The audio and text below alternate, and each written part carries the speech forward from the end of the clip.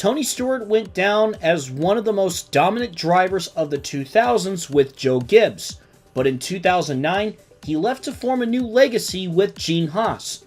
But what would happen if Tony stayed loyal to Gibbs, and how would that affect the Haas operation, hungry for growth? In an all-new racing infinity, the domino effect rears its head. Tony Stewart stays in the 20 car that made him a star, while Gene Haas gets a call from a different star instead.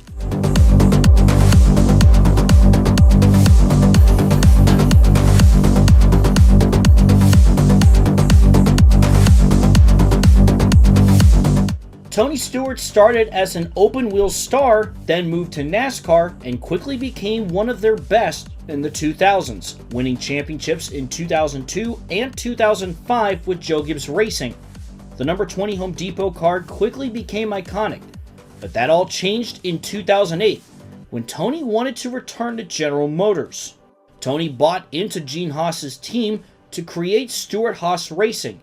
The bold move paid off as Tony won his third championship as a driver, and the team would go on to see another championship and several marquee wins. Now, with Stewart and Haas going their separate ways at the end of 2024, we ask what would have changed if Tony never made the move. Today, we'll take a look at everything that changes in silly season and the first half of the 2009 Sprint Cup season, before highlighting the Coke 0400 at Daytona, a race Stewart won in our timeline in dramatic fashion against his former team. First off, Tony Stewart continues to pilot the number 20 Home Depot Toyota for Joe Gibbs, and will do so for the foreseeable future. Even with the change, Joey Logano still runs for Rookie of the Year in 2009, but with a different team. Hall of Fame Racing maintains their relationship with Joe Gibbs, and Logano pilots the new number 96 Ask.com Toyota. He will also be driving the majority of the Nationwide Series with Gibbs to get more experience. Now, what does that mean for Gene Haas? Gene was looking to bring in a star driver, even if it meant selling a big stake in the team to bring in bigger sponsors and better personnel. Lucky for him, there was another driver considering a big change at the time: Kevin Harvick. Harvick moves to the brand new Harvick Haas Racing, built upon both Haas's existing team and the Kevin Harvick Incorporated teams. Harvick returns to one of his family numbers, number 72, and brings Shell Pennzoil alongside. As for the second car, numbered 75, it will be driven by a former champion in Bobby Labonte. As he nears the end of his career, Harvick Haas brings him in to have another veteran presence as they build for the future. He earns a new sponsorship with Old Spice. Kevin Harvick's name popped up quite a bit in the latter half of the 2000s as a potential driver on the move. Outside his 2007 Daytona 500 win, he was struggling to earn marquee wins and become a championship favorite. Harvick also had ownership experience with KHI. Despite not being a champion like Stewart, Harvick was still a winner and saw great opportunity with Gene Haas to find that next level that could elevate him into being a Sprint Cup champion. As for Ryan Newman, he'll stay with Roger Penske for now and has new sponsorship from Office Depot. David Stremme will instead sign with the new Earnhardt Ganassi team, driving their number 1 car. This leaves one last open space at Harvick's old number 29 car, where Richard Childress signs Martin Truex Jr. The former future Dale Earnhardt's team moves into what was once Dale's own car. Bass Pro Shops reunites with that team as well, now its primary sponsor at most races. So far in 2009, Tony Stewart has had a solid season, though he's not quite a title contender. He won the All-Star race in May, and then his first points win came 1 week before at a rain-shortened New Hampshire race. Stewart is looking to go back-to-back tonight, and that could give him the momentum to run for a third championship. Kevin Harvick has also been solid, giving his new team their first win last month at Pocono. Bobby Labonte may be past his prime, but he's been bringing their other car home in one piece and earned some top 10s along the way. Now let's see how it all goes down as we reach the halfway point of the 2009 season. Here's the starting lineup for the 2009 Coke 0400.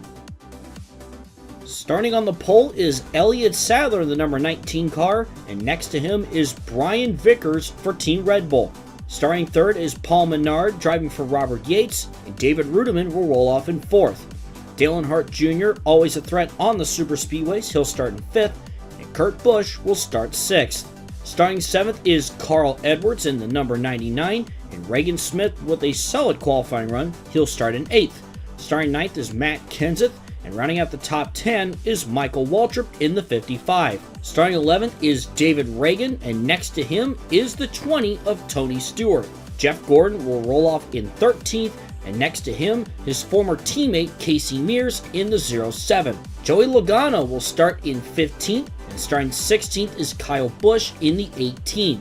Greg Biffle will start in 17th, and 18th you'll find Jeff Burton. Kevin Harvick in the 72 will start in 19th, and Mark Martin will roll off in 20th. Starting in 21st is the 33 of Clint Bowyer, and rolling off 22nd is the 34 of John Andretti. AJ Allmendinger will start in 23rd, and Jimmy Johnson, the three-time champion, will start in 24th. Robbie Gordon will roll off in 25th, and next to him is Juan Pablo Montoya. Reed Sorensen will start in 27th, and Brad Keselowski, can he win this race? He'll start in 28th. Starting 29th is car number 29 in Martin Truex Jr., and next to him is the 11 of Denny Hamlin. Ryan Newman will start in 31st, and starting 32nd is the Tasmanian Devil, Marcos Ambrose. Starting 33rd is Scott Speed in the 82, and Sam Hornish Jr. will start 34th. In 35th, you'll find David Stremme in the 1, and Casey Kane starts next to him. Bobby Labonte will start in the back, rolling off in 37th, and 38th is Joe Nemechek in the 87. And taking a look at the rest of the field, Tony Raines will start 39th. Starting 40th is Jamie McMurray, and rounding out the field is David Gilliland in the 71, and Patrick Carpentier in the 36 for Tommy Baldwin.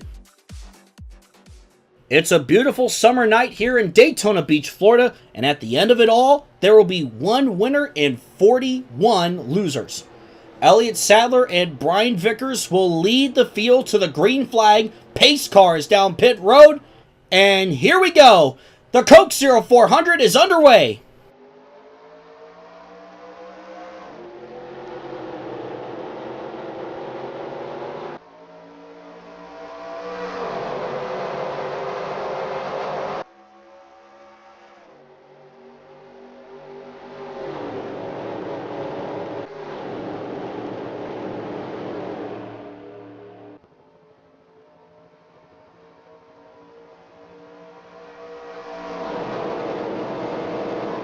Down the backstretch, Sadler clears for the lead with Menard in second. Dale Jr. leads that inside line as they head into turn 3.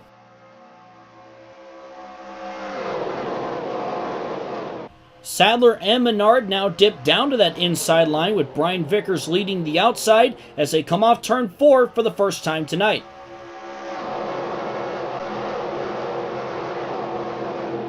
Coming back around to complete the first lap, Elliott Sadler will lead as now we see Dale Earnhardt Jr. move up to second, and now he wants the lead.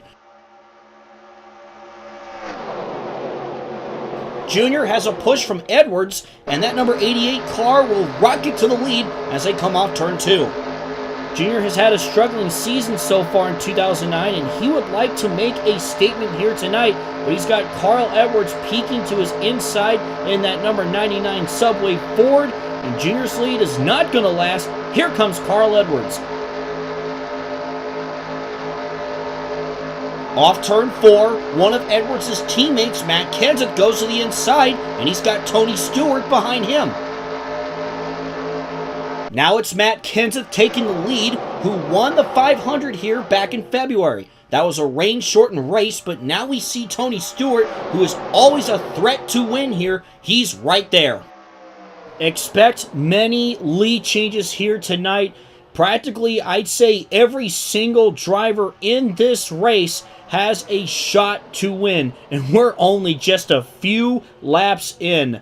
Buckle up because this is going to be a fun night. This race will definitely light it up like it's the 4th of July.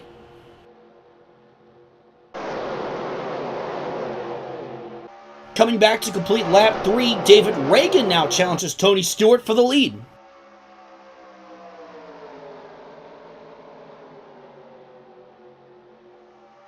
Another lead change, as now we see Joey Logano, the 19-year-old rookie, taking the lead from the 4-time champion Jeff Gordon. Logano could be looking for a huge win tonight if he plays his cards right. He feels confident about his Ask.com Toyota as we see Casey Mears entering the mix. Can Joey Logano get his first career win tonight? Down the backstretch, you see that 78 of Reagan Smith. Remember, he almost, well, a lot of people argue that maybe he should have won that Talladega race last fall, but he's up there at the front, driving for Furniture Row Racing, owned by Barney Visser, small team based out of Denver, Colorado, and they are up here in the mix, and I'm sure it would be very special to see that small team take the checkered flag here today, but there is still plenty of racing left here at Daytona. Now we go on board with that 07 Jack Daniels machine of Casey Mears. Check this out now. Casey Mears to the lead, but Greg Biffle is there, knocking on the door as well. Those Roush Fords showed up here tonight. Biffle pushes Mears past Logano for the lead, and now Casey Mears, who hasn't won in a couple years, he got his first career win at the Coca-Cola 600 back in 2007. He'd like to get another one here today, but Greg Biffle is challenging for the lead. Here's Kevin Harvick now in his number 72 machine, making the big swap to become an owner-driver this year, but now he's under pressure from a former teammate, that being Clint Bowyer. Bowyer has AJ Allmendinger and Ryan Newman behind him as he takes the lead from Kevin Harvick. And I'm sure Bowyer would love to show up his former teammate as they battle side by side down the backstretch.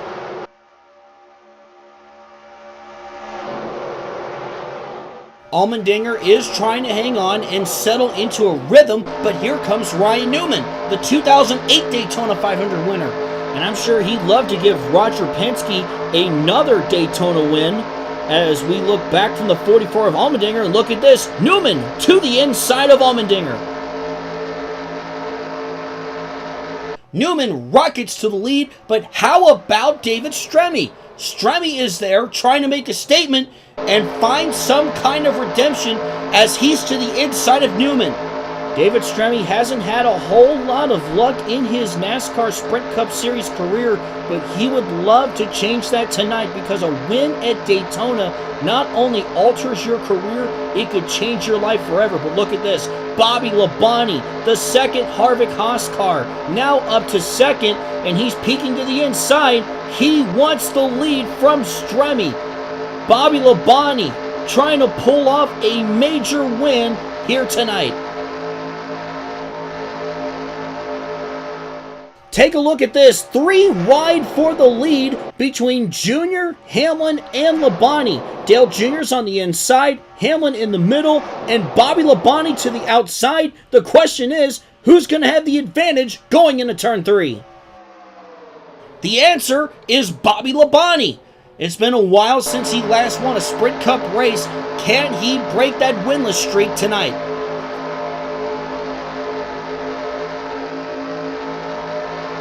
Carl Edwards is charging back as he's to the inside of Brian Vickers, and that number 99 Ford is back out in front. Those Roush Fenway Fords look pretty strong here this evening. They're a threat to deal with as they come off turn 4 and back through the tri-oval. Carl Edwards leads the way over Brian Vickers and Kyle Busch. And now they rocket into turn 1. Kyle Busch looks to the inside. Edwards tries to block the 18 of Kyle Busch, but no success, and he has to stick to the outside. And because of that, Kyle Busch has an opportunity here. That Interstate Batteries Toyota looking to the inside of Edwards, but does he have enough help as all 42 cars rocket down the backstretch and into turn 3? It is still Carl Edwards out in front with Brian Vickers behind him, but Kyle Busch still trying to get the lead and get some sort of an advantage. He has a new helper, however. That's the 33 of Bowyer, but now Busch goes to the middle, and now it's 3 wide again for the lead. Here comes Clint Bowyer. 3 wide going into turn 1.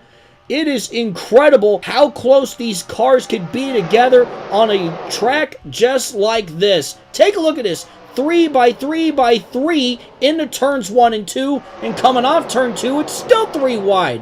What a show we are seeing in the Coke Zero 400. Bowyer, Busch, Edwards go into turn 3. Nobody is giving up an inch. Oh man, I thought I saw some contact there for a moment. But everyone still going at it, and now Clint Bowyer may have the advantage here. He does.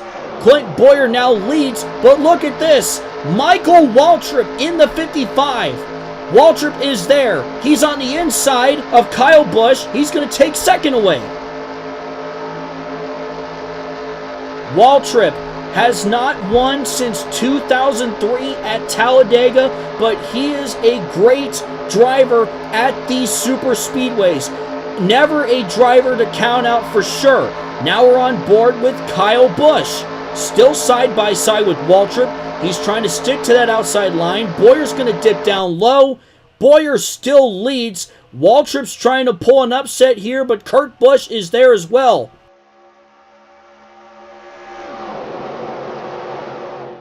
We're getting close to the halfway point now, and Clint Bowyer continues to lead in that number 33 Cheerios Chevrolet. Clint Bowyer has had the longest lead of the race so far, but now he is under fire from Michael Waltrip. Into turn 3, and Waltrip takes the lead from Bowyer. He hasn't won since Talladega back in 2003. Waltrip's Toyota is looking strong tonight. Feels good for Michael Waltrip to be out here in front. I know his team have been hungry to get into victory lane. Of course, Ruderman won the Coca-Cola 600 earlier this year. We have now reached the halfway point in the Coke Zero 400, and look at this, Carl Edwards back at it again to the inside of Michael Waltrip. AJ Allmendinger pushing the 99. How about Allmendinger? He's been running up front quite a lot here tonight as they come off turn 4. Edwards and Waltrip are side by side as they head through the tri-oval, and I wonder who's going to have the advantage here. Looks like Edwards has more momentum. Jeff Burton also pushing the 44 of Allmendinger. Here they come into turn 1.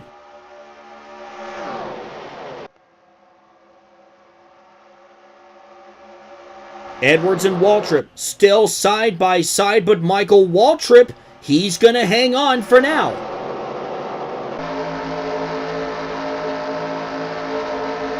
Now here comes Bowyer. Bowyer to the inside of Waltrip, but he has no help yet. Meanwhile, Waltrip has Kurt Busch behind him. I do see Carl Edwards on the inside there. Can he give Bowyer any help to get past Waltrip?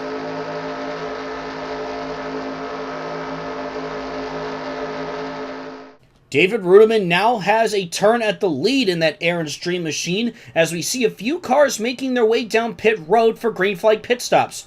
We're already past halfway, and so far we've gone caution-free as Kurt Busch leads the first group of cars down pit road. We got a camera focused on Kurt Busch in the 2 as he heads into his pit stall. He's going to get 4 tires and a full tank of Sunoco fuel.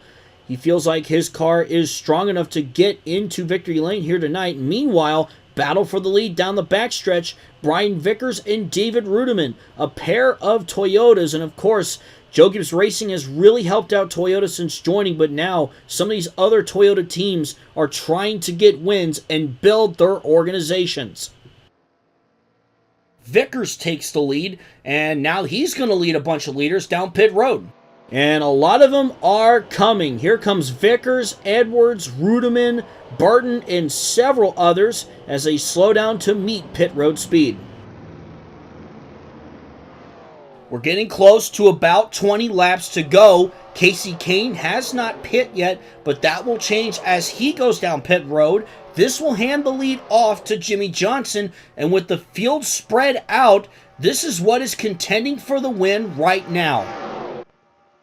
We are nearing 20 laps to go as Denny Hamlin looks to the inside of Brian Vickers for second, but it's still Jimmie Johnson out in front.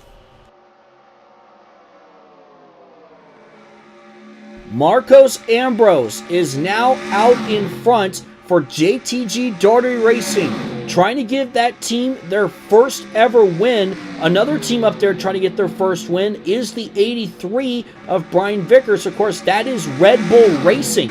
Marcos Ambrose still leading the way as Denny Hamlin is challenging Vickers for second. And now let's take a look at the second pack behind them. Back here is a major pack of cars trying to catch the lead pack, and Michael Waltrip gets into Newman. Big crash! Kenseth and Boyer involved. A few others pile in, and the caution is out for the first time this evening here at Daytona. And this changes everything. Let's take a look at the replay on board with Ryan Newman, and just squeeze right in there, and yeah, that's what happens. You think you have room to make a pass and you don't, and here at Daytona, one wrong move can make or break your race. And now we go on board with Clint Boyer, and he was more of an unfortunate victim, as well as David Rudiman. Jimmy McMurray trying to get through there the best he can, but unfortunately the odds did not go in his favor.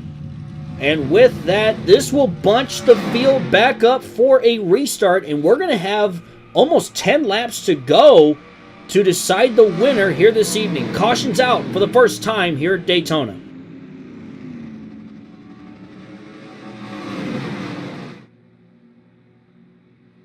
"11 laps remain when we get back to the start and finish line. Pace car makes that hard left on the pit road. It's Ambrose, Vickers, Hamlin, Kurt Busch, and Jimmie Johnson, the top 5. As they go back up through the gears, green flag.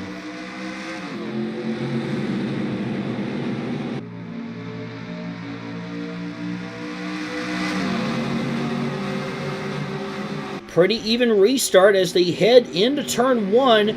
Ambrose actually got a pretty solid restart there, but he's got to be careful. He can't pull away too quickly, or else the momentum will shift towards the cars behind him. And of course, the top 2, as I mentioned, 2 teams looking for their first win, but Denny Hamlin looking to play spoiler. He looks to the inside of Brian Vickers, and I'm sure before long he could take the lead. As we look behind the 47 of Ambrose, Hamlin moves to second. Now Jimmie Johnson peeks to the inside. Hamlin is trying to join him as Ambrose continues to lead.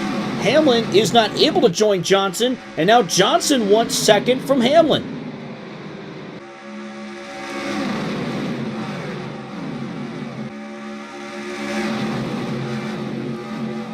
They roar into turns 1 and 2. The Tasmanian Devil, Marcos Ambrose, the former supercar racer, trying to get his first win on an oval. And imagine it being at Daytona of all places.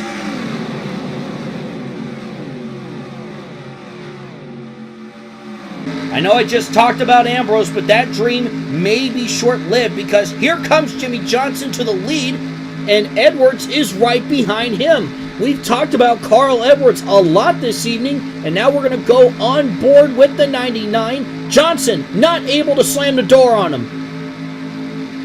And coming back through the tri-oval, here comes Carl Edwards to the lead.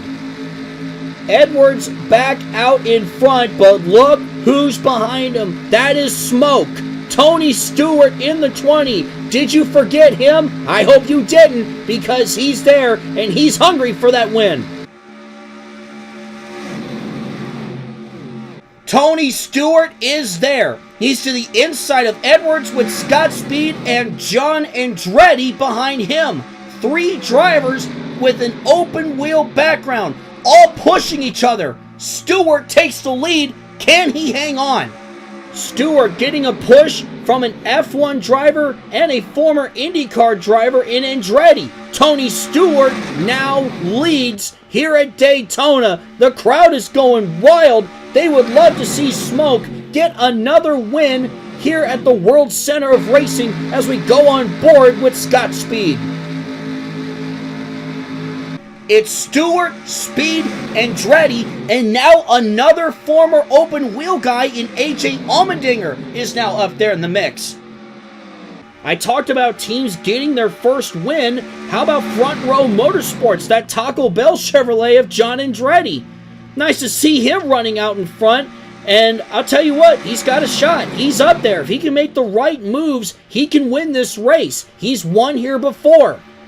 Scott Speed winning would be major. He's a pretty popular name. He's very much loved by the fans with his former Formula One experience, and I'm sure a lot of fans would love to see him win, but man, Tony Stewart is always tough to beat at tracks like these, and it shows. That Home Depot Toyota a threat as Tony Stewart leads the field down the backstretch with only a handful of laps to go. And look at John Andretti. He won second from Scott Speed. Andretti goes to the inside of Scott Speed for second, and we got trouble! Sadler gets into Smith and Marcos Ambrose. Hamlin, Vickers, and Kurt Busch too. The caution is back out, and oh my God, more cars are piling in. The big one has struck here at Daytona. I'm not sure what happened with that second group of cars that just piled in, but heartbreak for drivers like Marcos Ambrose and Brian Vickers. They were just up in front. Wow, Kyle Busch, I wonder if his brakes had failed or something along the lines of that. Just bizarre world here at Daytona. Denny Hamlin out of the race. Two of the Joe Gibbs Toyotas, while the other one is out in front. And this is going to set us up for a green, white, checkered finish. Big crash here at Daytona.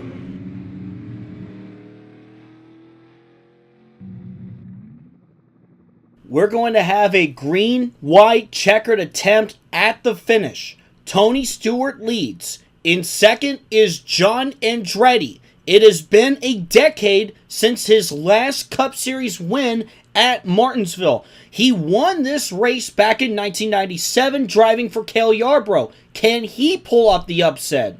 And in third, you have the former F1 driver, Scott Speed. This is it. This is for a win at Daytona, the World Center of Racing. Green flag, 2 laps to go.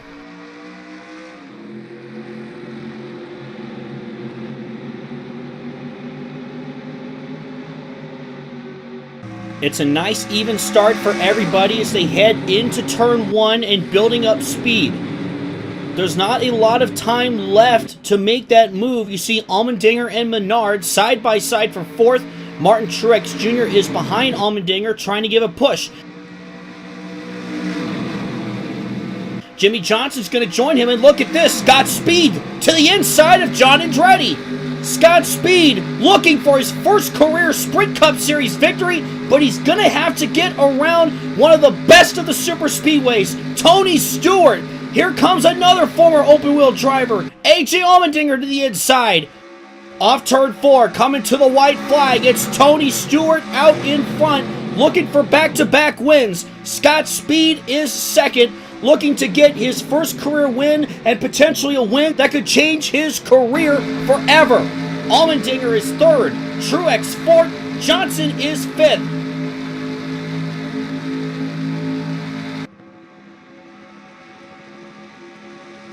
Off turn 2 and down the backstretch for the final time.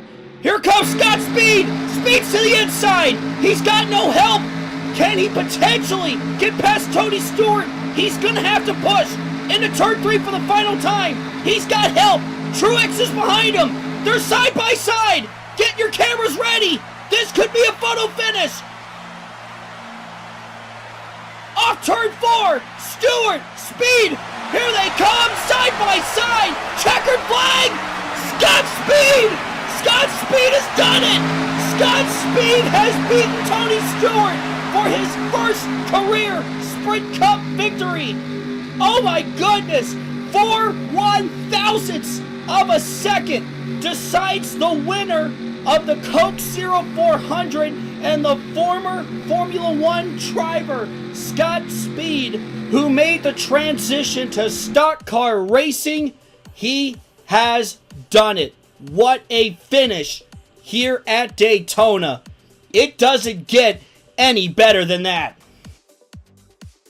And with that, here's a look at your final results. Scott Speed, once again, your winner. He only led one lap today, and it was the most important one, the final one. Tony Stewart finishes in second. Martin Truex Jr. finishes in third. AJ Allmendinger is fourth, and Jimmy Johnson is fifth. And then rounding out the top 10 is John Andretti in sixth, Dale Earnhardt Jr. seventh, Paul Menard eighth. How about Tony Raines finishing in ninth, and Carl Edwards in 10th. You never know what could happen on these super speedways. As we take a look at the rest of our final results, Reed Sorensen finishes in 11th, Greg Biffle is 12th, Sam Hornish Jr. in 14th, David Stremme 15th. How about Joe Nemechek finishing in 16th, Joey Logano and Brad Keselowski finishing inside the top 20, David Gilliland finishes in 22nd, Michael Waltrip 25th, Kevin Harvick 26th, Bobby Labonte in 29th, and at this point on, this is all the cars from Bobby Labonte on back, all of which who have retired due to being in an accident, and there was quite a lot of them, as you see names like Casey Kane, Mark Martin, of course Marcus Ambrose was looking strong towards the end, Denny Hamlin, Kyle Busch, Ryan Newman, Matt Kenseth, Clint Boyer, all DNF'd from this race. Scott Speed, the rookie, earns his first career win and the first win for Team Red Bull. This could change everything for his young career. Could he potentially lead Red Bull to NASCAR success? Or could he become a future teammate of Tony Stewart, the man he beat at Joe Gibbs Racing? Or maybe he could even be a contender for the number 75 when Bobby Labonte hangs it up. There's no telling what's to come. And that will do it for another exciting edition of Racing Infinity. Who knows what could happen next in this timeline or any other timeline that we cover throughout this series. Progress is also being made on Sunday Night Lights 1998, so stay tuned for more info regarding that. And as always, thank you guys so much for watching. I'm Gray Speed Productions, and I'll see you in the next video.